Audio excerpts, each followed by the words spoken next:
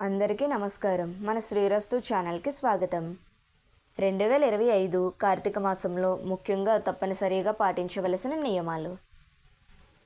ప్రతిరోజు సూర్యోదయానికి ముందు స్నానం చేయాలి. నది స్నానం లేదా తులసి ముని స్నానం ఎంతో పుణ్యప్రదం.